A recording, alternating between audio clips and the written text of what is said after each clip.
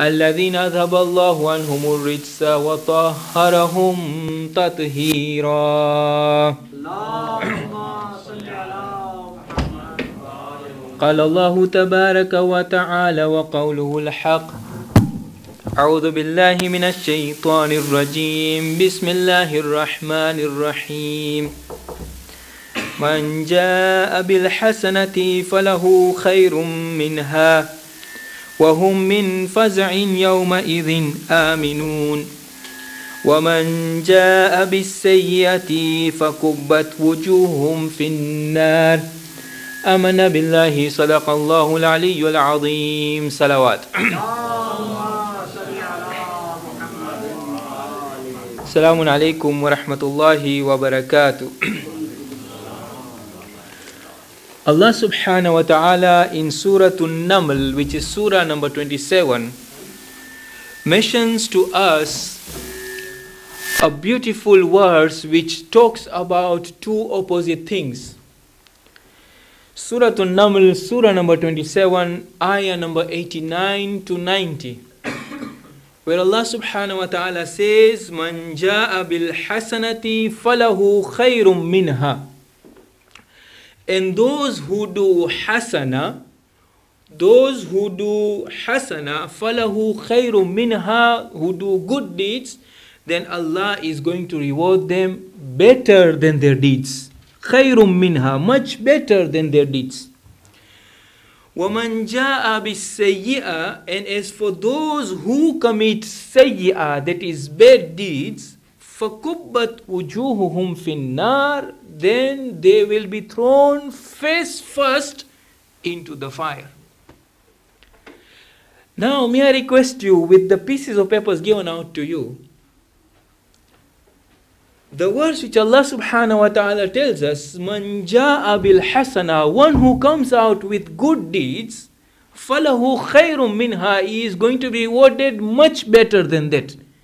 Can you please jot down one thing which comes to your mind when Allah subhanahu wa ta'ala tells you that you do a good deed, you will get better than that? What do you think is a good deed which comes to your mind immediately now? Just jot down one word for that. And one word, when Allah subhanahu wa ta'ala says, وَمَنْ جَاءَ بِالسَّيِّئَةِ, what is that bad deed? One who comes out with sayyi'ah, by which Allah subhanahu wa ta'ala will throw him face first into the fire of hell. Just take 2 minutes.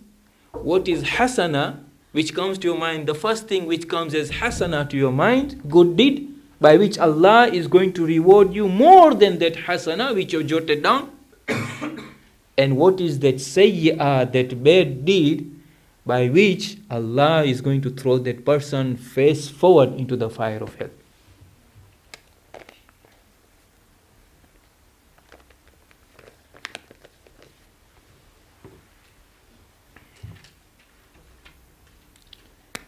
One thing which comes to your mind is a good deed, hasana, and one thing which comes to your mind is a sayyi'ah, a bad deed.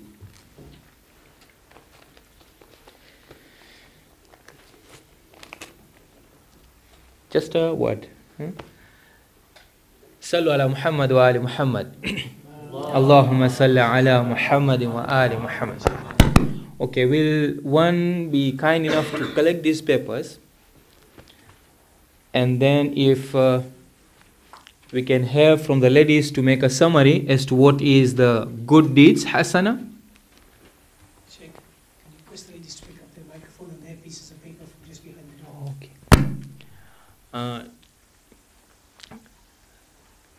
May I request the ladies, please, did you manage to pick up the pieces of papers which are behind the door over here and the microphone? Yes, alhamdulillah. We've Thank you, Jazakillah. Sallu ala Muhammad wa ali Muhammad. Allahumma salli ala Muhammad. So if you can kindly collect the papers, and then may I request one from the ladies to give us a summary. Just speak out the words which come to the list as to the hasana, the good deeds.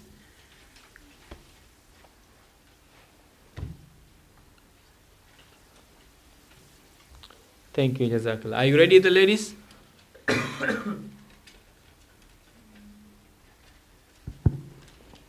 Yes, the papers are being distributed. Okay.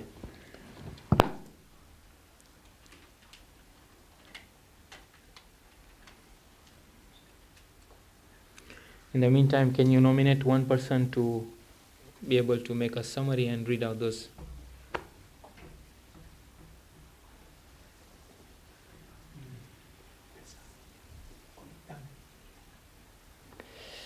Did you all write the first word as the hasana?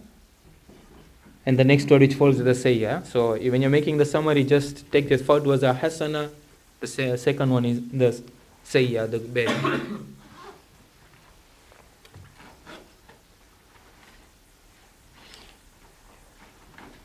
Try and remove those which are repeated and just one list of the words individually.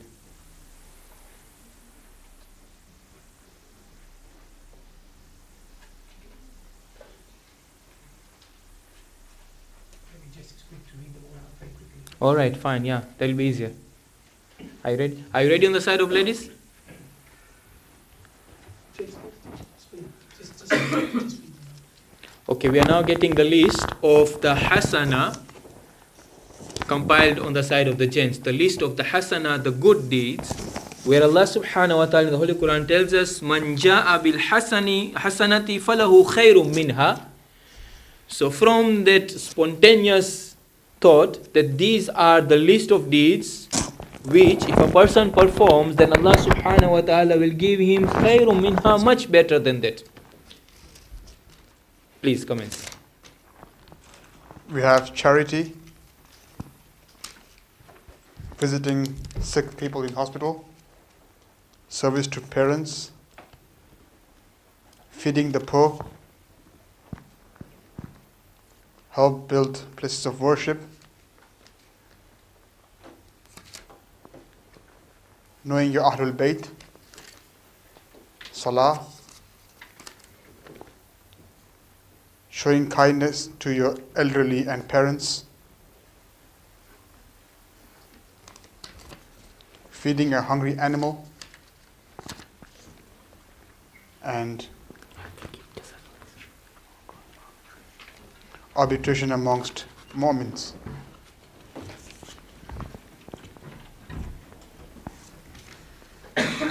Hassan, jazakallah. Sallu ala Muhammad wa ali Muhammad. Allahumma salli ala Muhammad wa ali Muhammad. Thank you very much. That is 1, 2, 3, 4, 5, 6. Okay, fine, Hassan.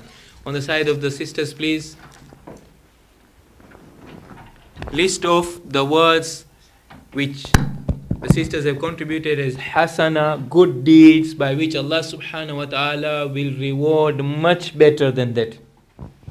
Bismillah, comments please. For the good deeds, we have kindness, sharing knowledge, being kind to One at a everyone. time, please. I'm trying to note down. Sorry. Can you repeat, please? Kindness, sharing knowledge, being kind to everyone, helping people, sadaqah, charity, helping your parents, salah, teaching.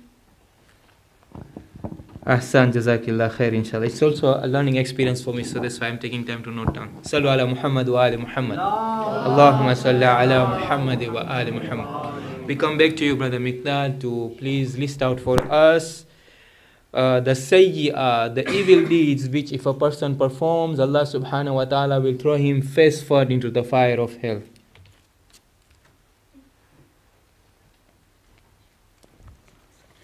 Troubling a neighbor, missing Fajr Salah, Pole. hypocrisy, No. ghiba, No. pride, No. create enmity between Muslims, No. shirk. Shirk, Ahsan, jazakallah. Sallu ala Muhammad wa ali Muhammad. Allahumma salli ala Muhammad wa ali Muhammad. On the side of ladies, please. Bismillah. For the bad deeds, we have shirk, takabbur, lying, khiyana, doing ghibah, No. jealousy, backbiting. No. That's it. Hassan, Jazakillah. Sallu ala Muhammad wa ali Muhammad. Thank you very much, Jazakillah. This is really very interesting that, mashallah, you have been able to pick up just within a flash of a moment different types of deeds, and we can see that these cover various ranges which are not only ones performed by an individual, the good deeds hasana, or the sayya, the bad deeds, but at times these are deeds which even involve the society at large for that hasana or the sayya. In the time of our 11th Imam Al-Hassan Al-Askari salawatullahi wa salamu alayhi,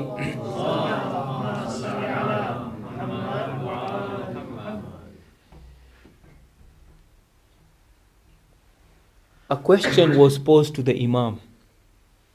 The context in which this question was posed, inshallah, we will come to that later in the later part of the majlis.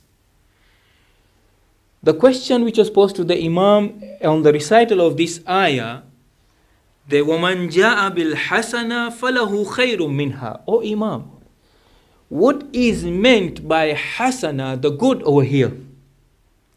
And likewise, what is meant in the verse where Allah subhanahu wa ta'ala says, وَمَنْ جَاءَ بِسَيَّةٍ, one who comes with evil, he is going to be thrown face first into the fire of hell. So the Imam responds, telling him that hasana, the good deed which is being referred to over here in the Holy Quran, which if a person performs, he is going to be rewarded better than that.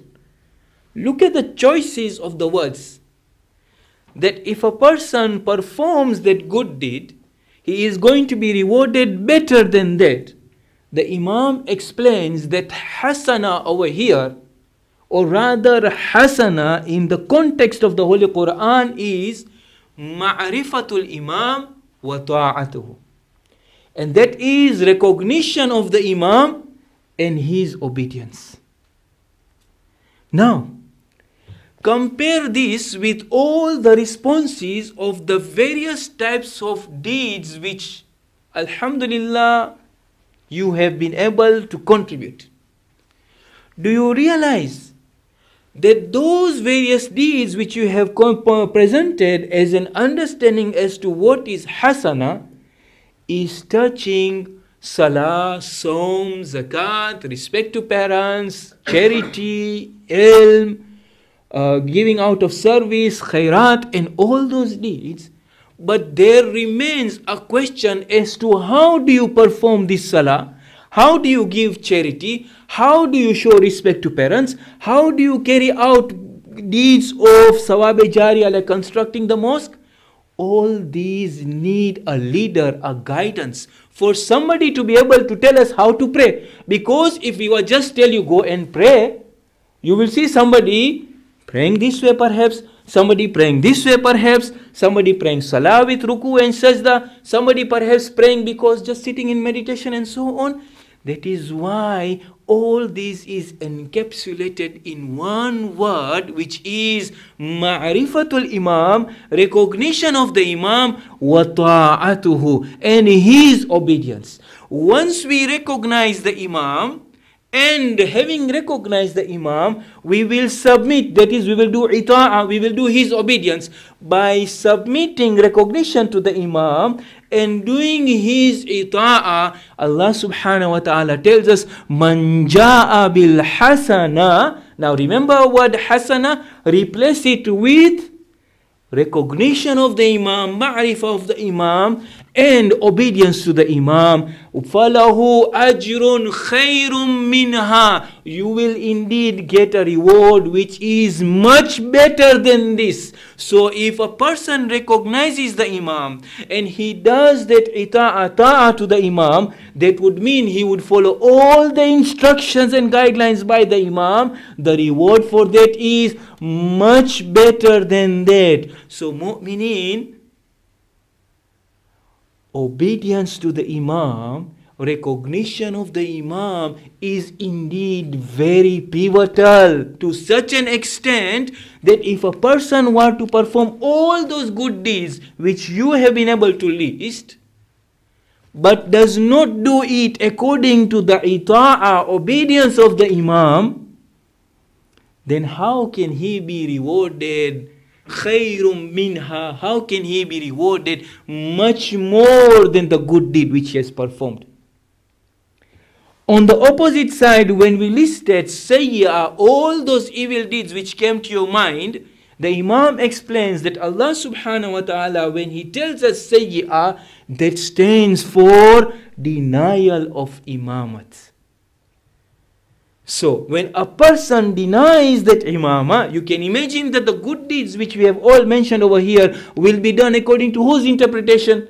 And if it is done according to individuals' interpretation who have not been divinely appointed by Allah subhanahu wa ta'ala, the Holy Quran tells us that he will be taken and thrown face forward first into the fire of hell.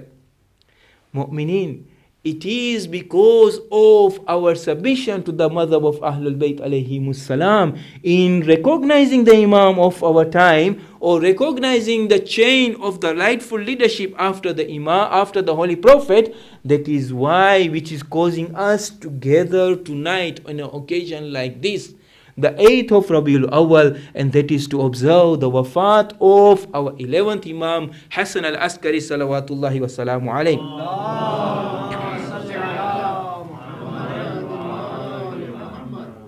And mu'minin, we see that this denial of imamah is one where we understand that it is not only an individual who denied the imamah, but to such an extent the hatred is there in those persons that not only did they deny the imamah, the leadership of the imam, but at the same time they carried out such type of brutal acts in not allowing the imam access to the people, and at many other times in carrying out various types of oppression upon the community, to such an extent that finally, because of the terrible torture which was given to the imam, it led to the wafat of all the imams. We look finally to the wafat of the imam whom we are observing tonight, and that is our 11th imam, Hassan al-Askari salawatullahi wa salamu alayhi.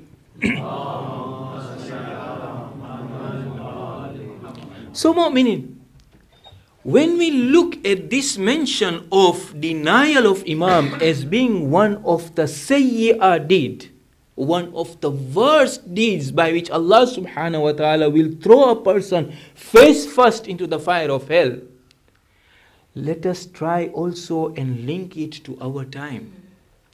For the imams are not people to be confined into the pages of history. Every imam had a specific incident or had a specific moment which, when we look within our times, we find that those type of scenes are being reenacted in our present time today. We see for ourselves that when it came to the people in denying the leadership of the imam, we had people who, during the time of the 10th imam and the time of the 11th imam, the Banu Abbasi leadership, the rulers at that time, was so tyrannical that a person who was leading at that time by the name of Mutawakkil was considered to be as the Yazid of the Banu Abbas. Now, when we talk and look at the Yazid of the Banu Abbas, a person like Mutawakkil, we see in history that not only did he have that denial of the imamat, he had no place of love and respect for the imam in his heart, but at the same time so much hatred that even the children, the extended family members and the followers of the imams, they also were people whom he had no love at all for them. The types of oppression which were carried out by Mutawakkil, we can see that during his time, he had enacted legislation whereby the Shias and the families of the Imams themselves were put under economic blockade. And remember, this trick of economic blockade is not one which is confined to history only. For today, in our time also, we see that like the Mutawakkil, the Yazid of the Banu Abbasi at that time, today, we hear of these talks of economic blockade being carried out against people or nations.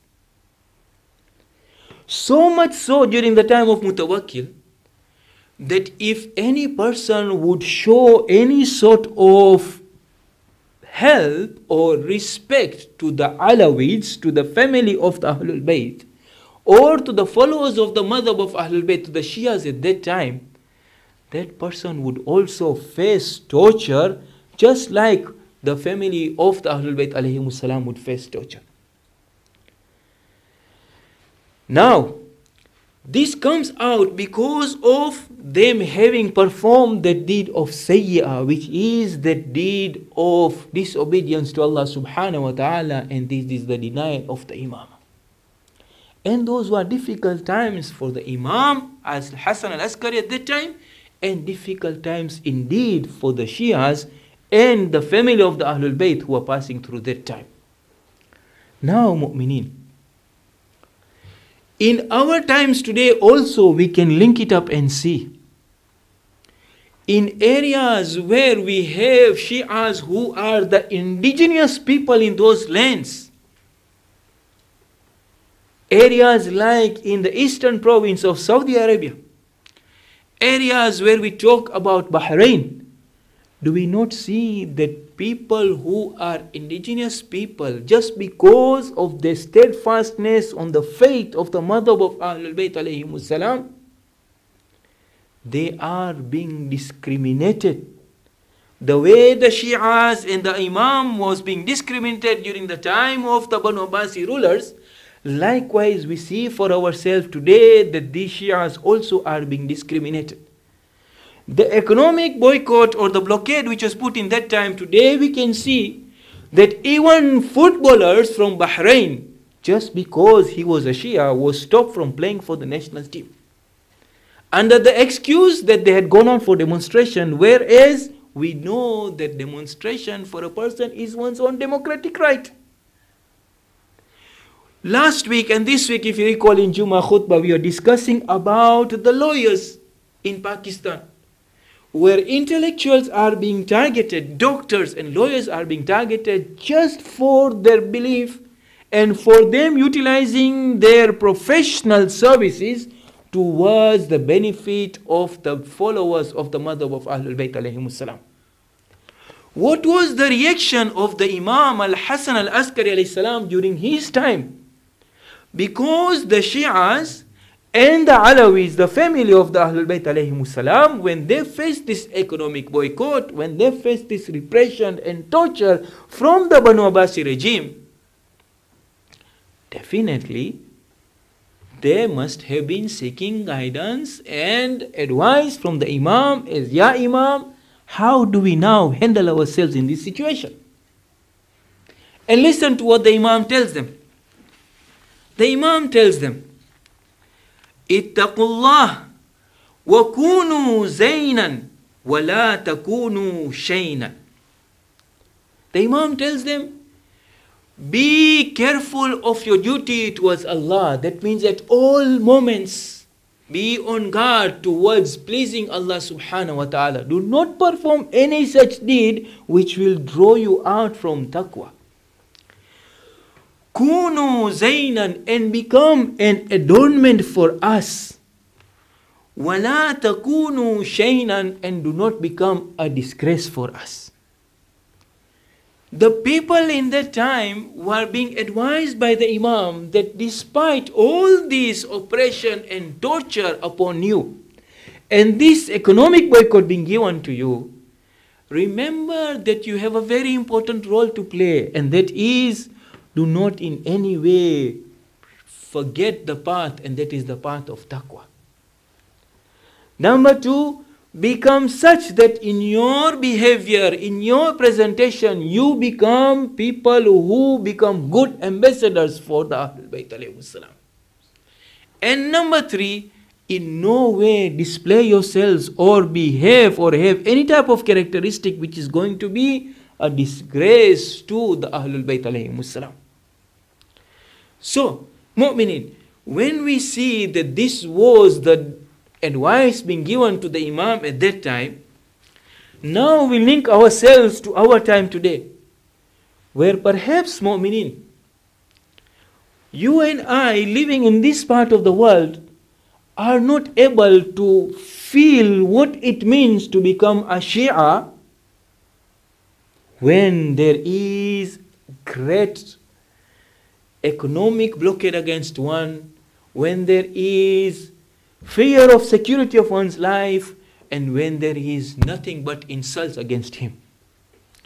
I, believe me, can appreciate what it means because I have come in contact with people who back in Africa were either Christians or were from the Sunni madhab, but the moment they became Shia, they became victims of economic blockade, they became victims of the families being attacked, respect, even the security for their lives were difficult for them.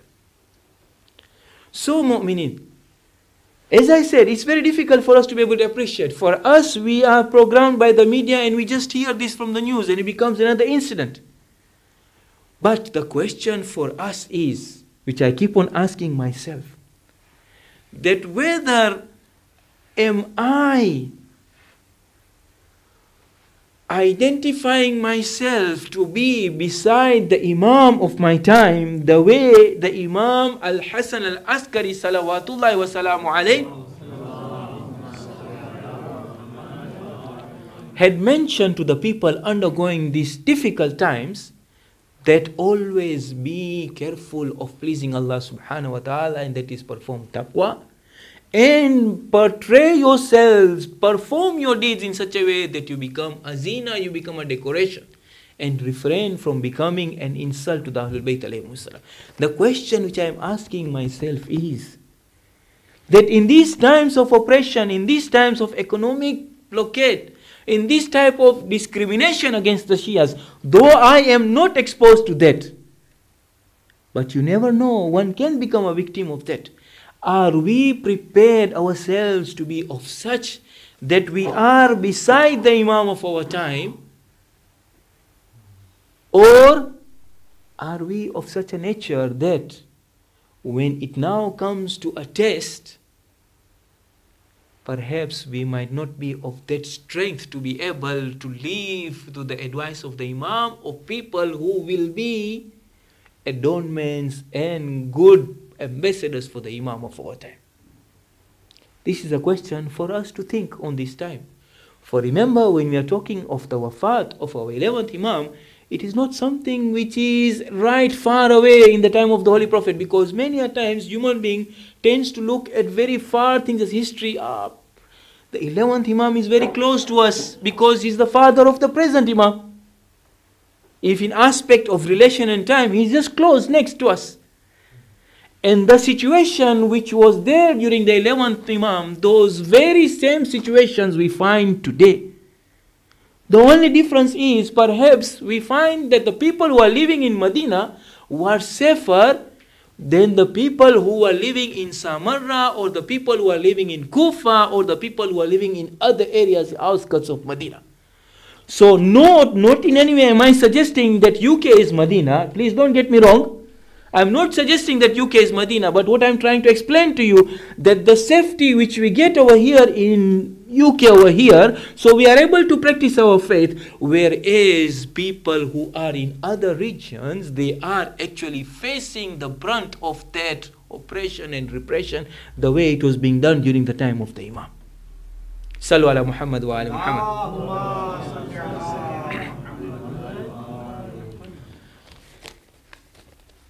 Our Imam, the 11th Imam, when we look at his life history, we see that he had the shortest period of Imamat of 6 years only.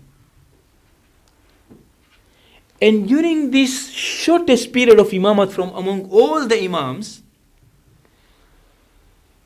he had 5 great responsibilities to be able to discharge. When I say 5 great responsibilities, it does not mean that it was limited to only 5. If you refer, inshallah, to the previous 2 years majlises, since the time I arrived over here on the wafat of Imam Hassan Askari alayhi salam, we listed down and talked in detail some 5 important strategies which the Imam carried out. And in that majlis we mentioned that 5 does not mean that this was limited only 5, but we just tried to pick up from his life. So what we are trying to look today is that from that shortest period of life of 6 years, we noticed that the Imam's life was spent in constant traveling and long-term imprisonment.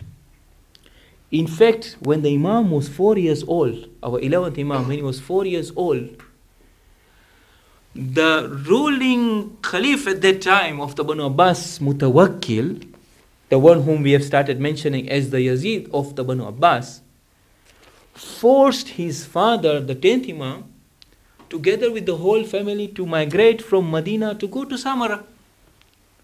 And they were imprisoned and put under detention at that time. So you can visualize that from the age of 4, our 11th Imam has been constantly traveling, because either with his family or with his father, because of the summons being brought by the Banu Abbasi rulers. And thereafter, when the Imam becomes the Imam, for those 6 periods, all that time or a major part of that time is spent in detention and in prison. Despite these difficult times of constant traveling and spending in detention and imprisonment, 2 great duties were carried out by the Imam. And when I was preparing for the majlis, I was asking myself a question. That we talked about those 5 previous duties in the last 2 years previous majlises. These 2 great duties carried out by the Imam. Why did the Imam carry out these 2 duties? And he was under terrible torture of imprisonment and detention at all times.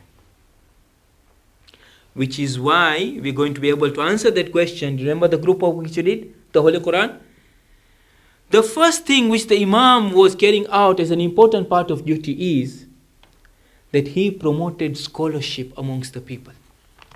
Despite him being imprisoned, despite him being put under surveillance and house arrest, there was always a way whereby close companions of the Imam would be able to come. And history records that at times it would be in the dark of the night, or at times it would be his students would disguise themselves as merchants to come and sell wares, like come and sell oil in the house of the Imam. And that is how the Imam would be able to carry out discourses or lessons for those people who would come disguised and give out the students those lessons. And thereafter, the Imam would commission these students who had reached a level of being able to be his wakil or his agents. Since they were free to move around, these wakil or agents were given the level whereby people were introduced and mentioned that for any form of request or query, refer to these wakil or my representatives who are based in your city. We find, for example, for those who have gone for ziyarah in Tehran, we have the mazar of Shah Abdul Azim al-Hassani. Shah Abdul Azim al-Hassani was one of the students of Imam Hassan al-Askari salam, who, to escape the torture of the Banu Abbasi, had been advised now to leave Samarra, had been advised to leave Iraq, and he traveled to Iran and set up a base in Ray. And that is how we find that his mazar is over there in Iran today. All these scholars, the Imam was basically preparing the people. Like during those times, Imam al-Hassan al-Askari, because of the oppression which the Banu Abbasi leaders had put, that the Imam would not be able to have direct access with the people. or because of the fear which the people had from any form of reprisal from the Banu Abbasi regime, they could not be able to go towards the Imam. Those times it was the oppressive regimes who, because of them, the Imam would not be able to be in direct contact with the community, the Shias at that time.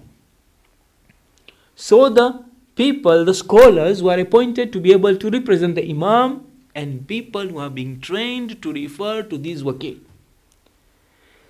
Likewise for us today, the way the 11th Imam, communication was difficult because of the oppressive regimes. Likewise for us today, we find that because of Allah subhanahu wa ta'ala giving protection to the Imam of our time, by the curtain of ghaiba, by the curtain of concealment, we also have that separation or distance with the Imam. So the Imam has put into practice of reference to the scholars and emphasized upon the people to show that obedience to the scholars. Likewise, when we look today, that system has been brought about with the scholars developing the institution of taqleed. We today also are in those very similar circumstances around with us. The way during the time of the 11th Imam, similar circumstances for us, and it calls upon us to refer to the wakil of the Imam, who in our terminology we call as the marja' taqleed. May Allah subhanahu wa ta'ala grant them hifadat and protect them upon our heads at all times. Sallu ala Muhammad wa ali Muhammad.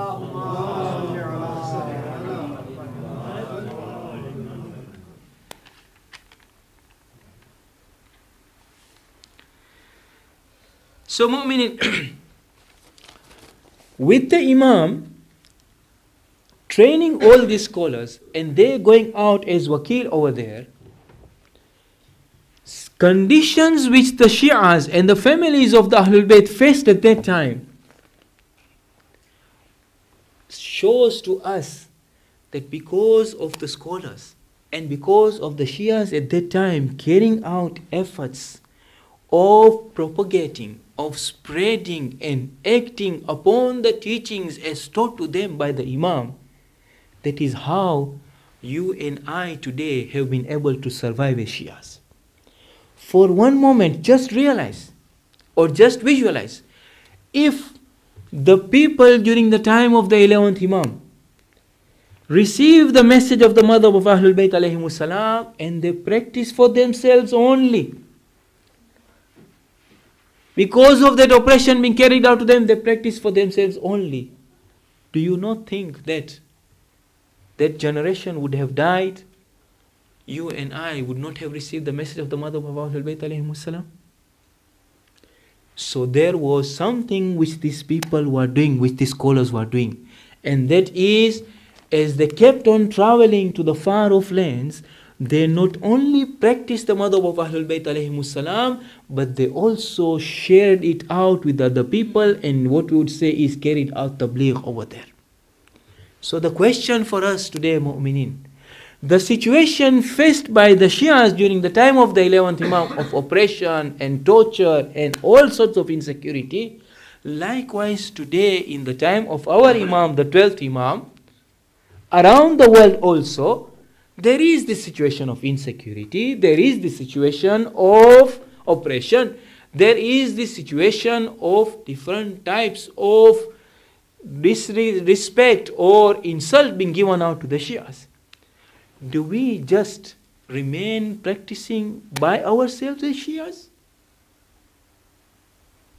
Or do we have a duty, like those scholars during that time who practiced and propagated, carried out tabligh, so it has reached to us? Do we not also have a duty that we also practice and share it out with the others? In other words, we also carry out tabligh with others, so that the way the 11th Imam was in confinement at that time, but the message has come and survived till with us today over here. Likewise, it is expected for us that during this time, though we are not in direct physical contact and presence of the Imam of our time, but it is expected of us to be able to not only practice but also carry out tabligh and share out this message with the community at large. And mu'minin, there is need for that, because don't look around within our land over here only. Look around within those same areas where the Imam was residing, in area of Samara. Look at the statistics till today. Can we claim that Samara is 100% Shia? We can't claim that Samara is 100% Shia. There have been generations of Shias who have been residing over there, and there have been generations of non-Shias residing over there. So the task or the journey for those scholars right till today, likewise for you and I also in other parts of the land, is still continuing. And that is for us to practice the madhab of Ahlul Bayt alayhimus salam, and also at the same time to carry out tabligh and take it forward. Sallu ala Muhammad wa ali Muhammad.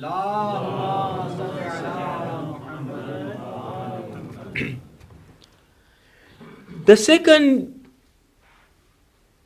point which the Imam carried out during his lifetime on the aspect of scholarship was the Imam has carried out a unique tafsir which is known as Tafsir al-Askari. That is tafsir ascribed to the name of the Imam, where the Imam took every ayah and commented on the ayah, and he narrated a hadith based on those verses to be able to give people the meaning which Allah subhanahu wa ta'ala is conveying for every word in the Holy Quran.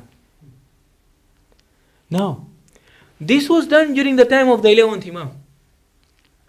And a question I ask, why did the 11th Imam have to compile this tafsir where we know that during the times of the previous Imam, they also had done tafsir? Can you imagine if tafsir of the Holy Quran was done in the first Imam, second Imam, third Imam? Everything is done. But today when we look into it, that tafsir is existent till today, a complete mushaf, a complete manuscript or compilation volume of the Holy Quran, together with its tafsir. What was done by the Imam, 11th Imam during his time, is actually proving to be of use today in our time. How? When today, remember we were talking about the Shi'as being insulted, the Shi'as being given allegations that, for example, the Shi'as believe in tahrif, distortion in the Holy Quran. If we want to get hold of that manuscript written during the time of the Imam Hassan al-Askari salawatullahi wa salamu alayhi, that Quran itself is the old manuscript of the Holy Quran that can be used as a great proof that indeed we Shi'as do not believe in tahrif, we do not believe in distortion of the Holy Quran. So the Imam had actually prepared evidence of truth to be utilized during our time today. And this tafsir has also been translated in Urdu, has also been translated in Farsi, and understand their work is ongoing for translation into English. But however, what is important over here for us is to realize that the work which the Imam did at that time of that tafsir comes into practical utility today for us as Shi'as to be able to say, when we are being given those allegations that the Shi'as believe in tahrif, that is distortion of the Holy Quran, what better proof to show to these people who are spewing out these allegations against the Shias, and that is to show to them this manuscript compiled by the Imam, who himself is our leader as the follower of the madhab of Ahlul Bayt alayhimus salam. Sallu ala Muhammad wa ali Muhammad.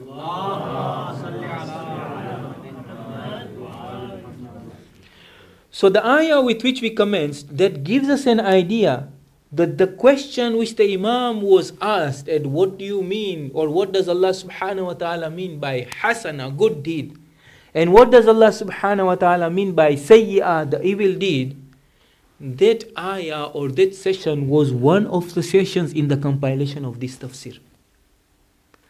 Now again we come to another aspect of that tafsir which we find that it is more relevant to our times today. There is an ayah in the Holy Quran which talks about inheritance. وَلِلذَّكَرِ مِثْلَ حَظِّ الْأُنْثَيَيْنِ. For the male, he is going to inherit twice the share of the female. Now I'll tell you something which is there in the hearts of the people.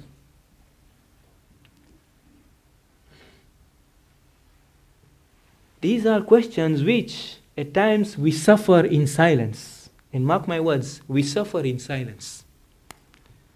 Because the questions are posed to us as to how do you talk about Islam when we hear that a male is going to get 2 shares of the female. Is Islam recognizing equality? Is Islam indeed one of justice? But these questions are there within us. And what happens traditionally, we do read the Holy Quran and we might not be able to get that much courage as to raise these type of questions. So this question was posed to the Imam when this tafsir he was discussing with the people. And the Imam responds, or the question was posed to the Imam by a man called Abu Hashim Ja'far, who was in the presence of the Imam, and he says that the Imam was posed this question, that women are naturally weaker than men.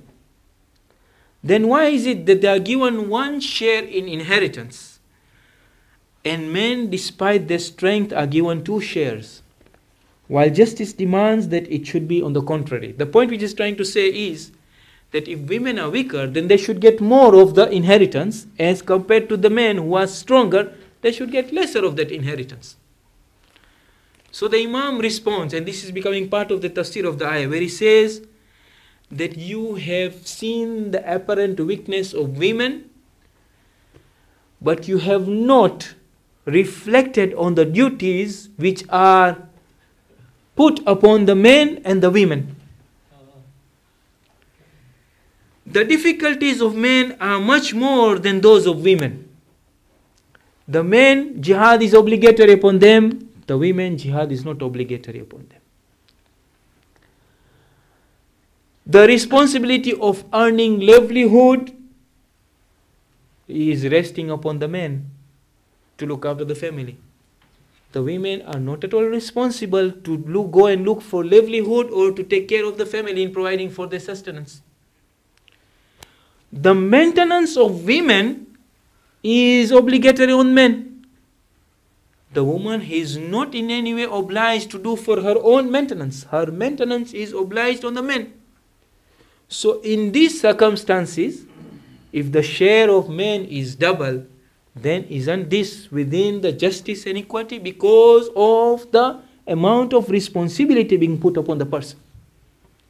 Now, mu'minin, this question which was put by the Imam at that time, that tafsir, today, in our times today, we find that within the media, the propaganda which goes around when they try to talk about showing some evil side of Islam because of trying to distort the Holy Quran in the way they perceive it, this is one of the ayah where they use that you can see that Islam is male-dominated society such that we find that the male will get twice the inheritance of the share of the women.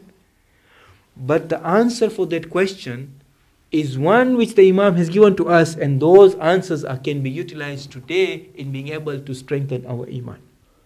And mu'minin, let me mention to you very humbly that in my training or in my learning of religious education, what we would say is in the normal madrasa, we never touched on this type of interpretation.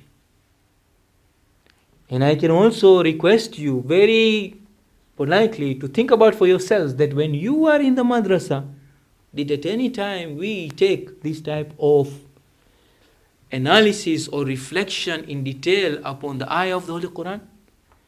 This type of discussion is left to the higher circles in the Hawza when it comes to the greater tafsir.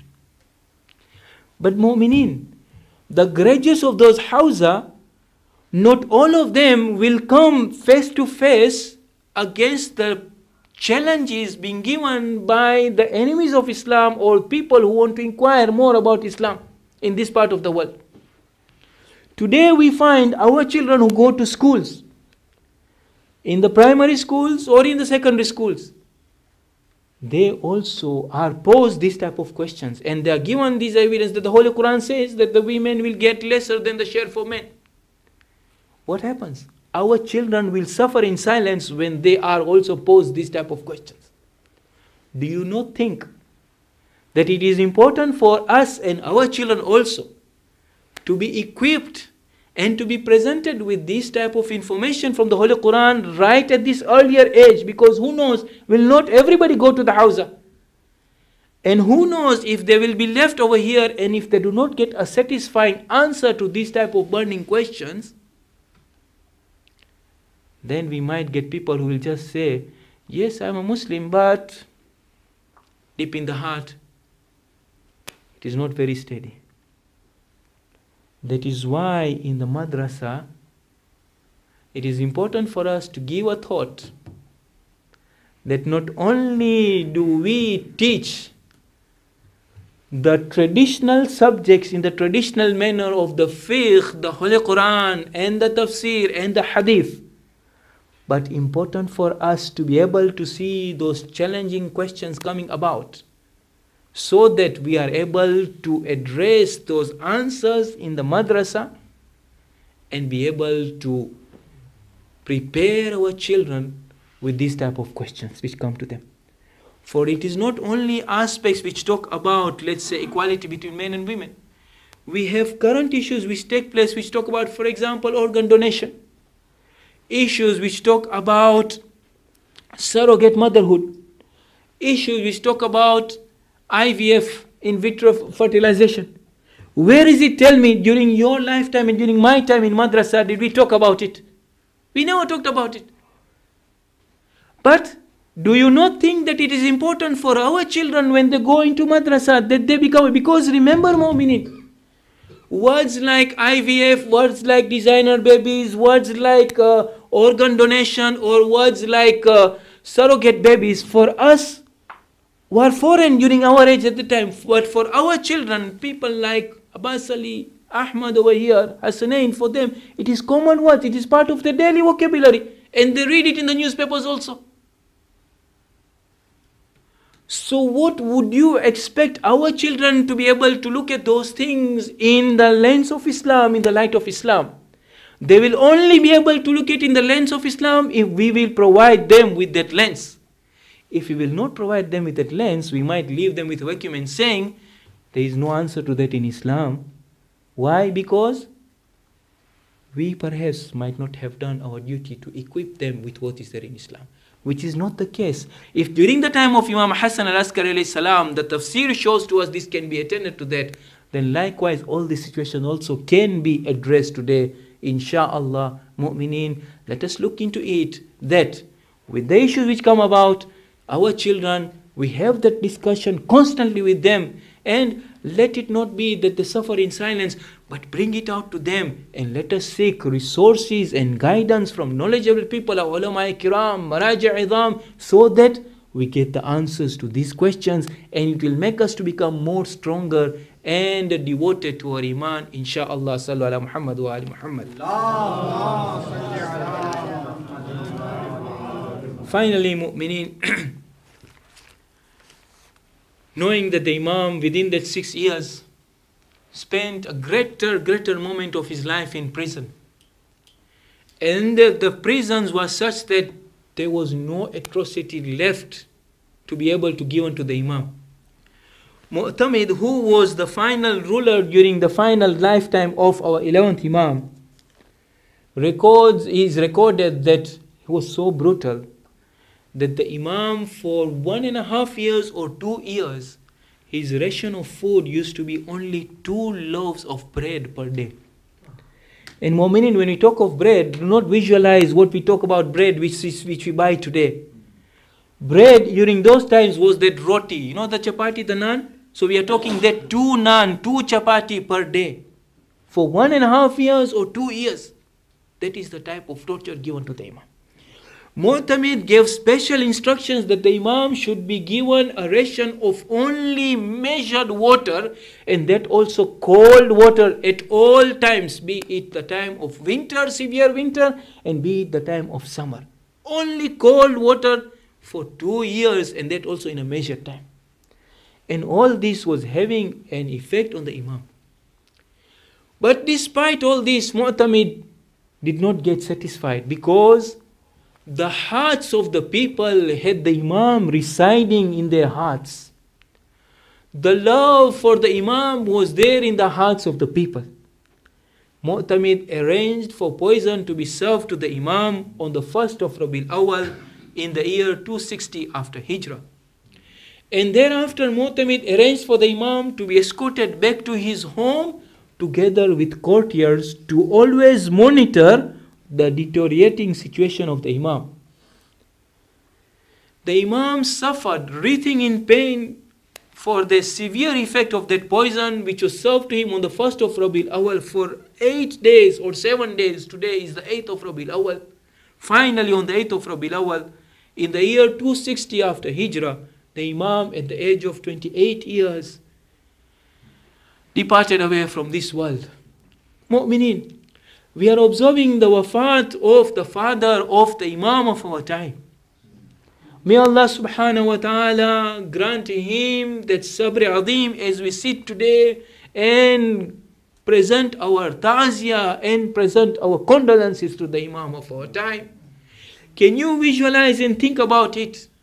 For those 8 or 7 days when Imam Hassan al-Askari had been served that poison and he was writhing in pain, what would have been the state of the Imam of our time when he sees his father in front of him writhing in pain? But our Imam, he himself in one of his salutations mentions, and he talks about the tragedy of the day of Karbala, which his great-great-grandfather Abu Abdullah al-Salam had undergone. That was so painful and bitter for the Imam that our Imam says that, oh my great-grandfather, that I have been crying that even if my eyes were to come out with tears, I will still not stop in crying over you.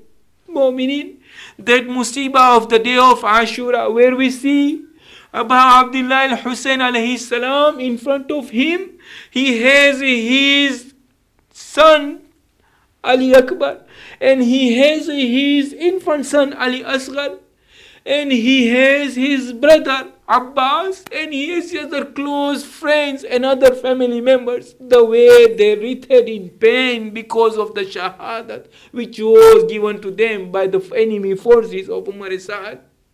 That was the musibah which took place on the day of Ashura in the plains of Karbala.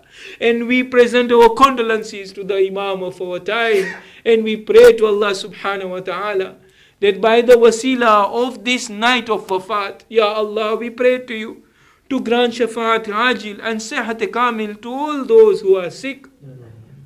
And we pray to you, Ya Allah, for all our marhumin, grant them maghfirah and a'la daraja in Jannah. And we pray to you, Ya Allah, to protect for us ulama kiram and maraji' idam. And we pray to you, Ya Allah, the mu'mineen and mu'minat who are undergoing difficult times because of oppression, because of the despotic regimes. May Allah subhanahu wa ta'ala grant them that ease and comfort and strength to be able to go through these difficult times. And we pray, Ya Allah, for the dhuhur of the Imam of our time, Sahib al-Asri wal-Zaman, بحرمة سورة المباركة الفاتحة مع الصلوات. اللهم صل على محمد وآل محمد. بسم الله.